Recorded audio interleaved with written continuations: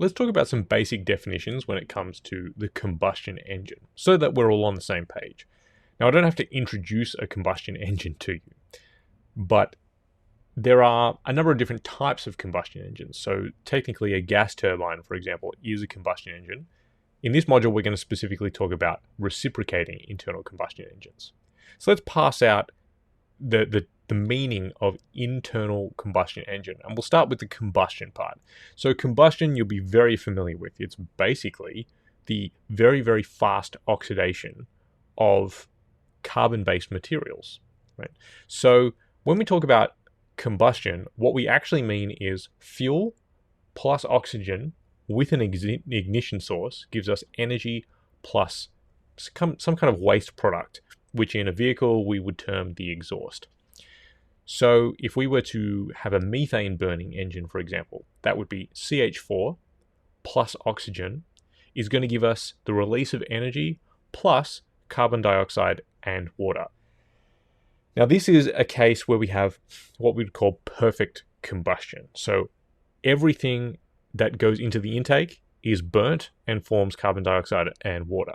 But in practice, generally we'll have incomplete combustion, and you'll probably have some methane in the exhaust as well. All right, so that is the combustion part of the internal combustion engine. Now, what about internal? Why do we need to specify internal? Doesn't all combustion happen internally in engines? Actually, not necessarily. So this is an example, this is an animation of something called a Stirling engine, and that's an external combustion engine. So the silver bit on the left is where the piston actuates, and you actually use external heat. So if I put a candle underneath that, that would power the machine. Whereas an internal combustion has all of the heat contained within the engine. So it sort of seems like it makes common sense, right? I shouldn't need to explain this to everyone, but there is actually a difference between external and internal combustion engines. All right, so that is now the internal part of internal combustion engine. Now, how about the engine?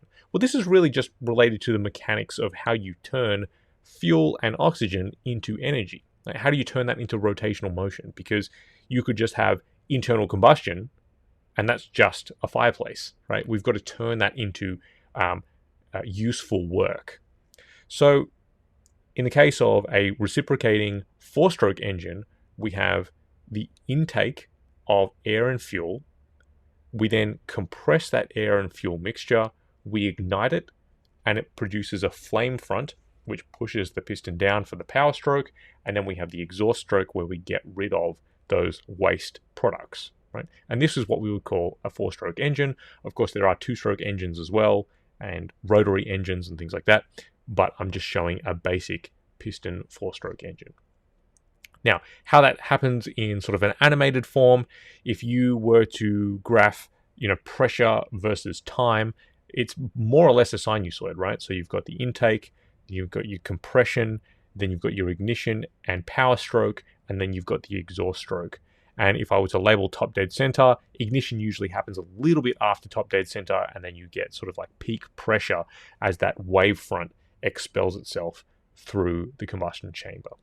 So this is all the basics that you'll need to know for an internal combustion engine, and we'll talk about all these components as we move forward through this series.